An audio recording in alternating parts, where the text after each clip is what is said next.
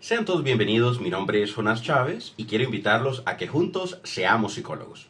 En esta ocasión estaremos hablando acerca de las sociedades prehispánicas y sus formas de gobierno. Como nosotros muy bien sabemos, la prehispanidad se refiere a aquel período de la historia previo a la llegada de los españoles.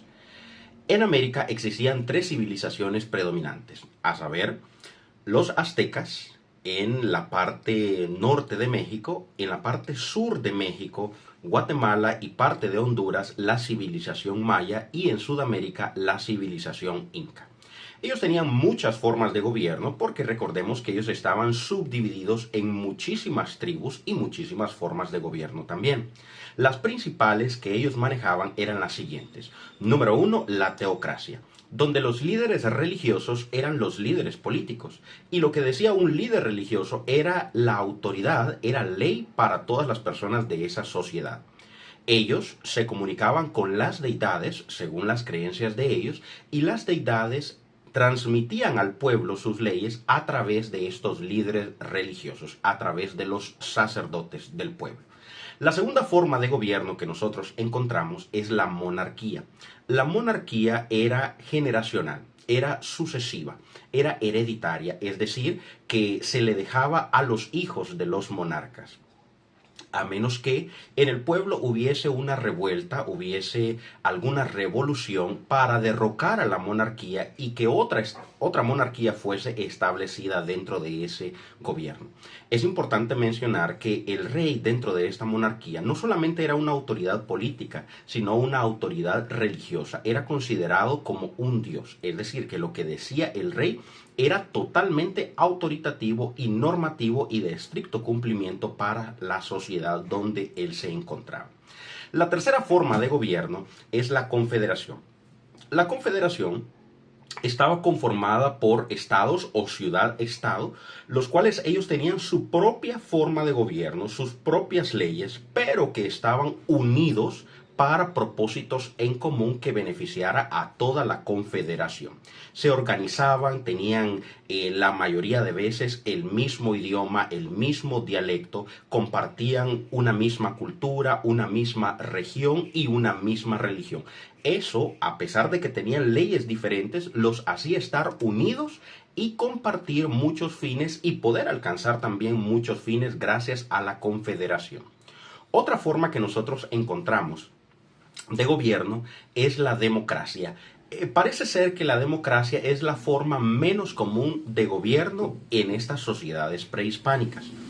La democracia quiere decir el poder del pueblo, es decir, que era el pueblo quien elegía de manera popular a sus líderes, a sus guías, quienes iban a dirigirlos y orientarlos con respecto a las leyes que los líderes promulgaran. Esta forma, como ya bien mencionábamos, era poco común, pero sí fue encontrada dentro de las sociedades prehispánicas a la llegada de los españoles. Y por último tenemos la meritocracia. La meritocracia era aquella forma de gobierno donde el líder político, el líder social, era elegido según los méritos que había realizado. Es decir, podía ser elegido un líder por ser el más inteligente, el más sabio de entre ellos o el que había mostrado mayor destreza, mayor valentía en medio de una batalla, entonces luego era elegido como líder. A esto se le llama meritocracia. También debemos hablar de otras cosas sumamente importantes cuando hablamos acerca de las formas de gobierno en las sociedades prehispánicas. Por ejemplo, los aztecas, ellos tenían una forma de gobierno de monarquía absoluta. ¿Qué quiere decir esto? Que lo que el monarca decía, eso era autoridad y no tenía ni siquiera un consejo, no tenían ni siquiera ancianos que aconsejaran al monarca. El monarca era la autoridad absoluta para el pueblo, para los aztecas. En el caso de los mayas, ellos estaban gobernados por una confederación, por sistema de ciudades-estado, como ya mencionábamos.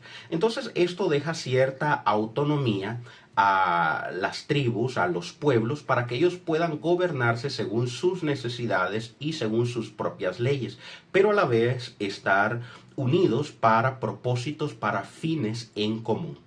En el caso de los incas, en Sudamérica, ellos lo que tenían era una monarquía teocrática.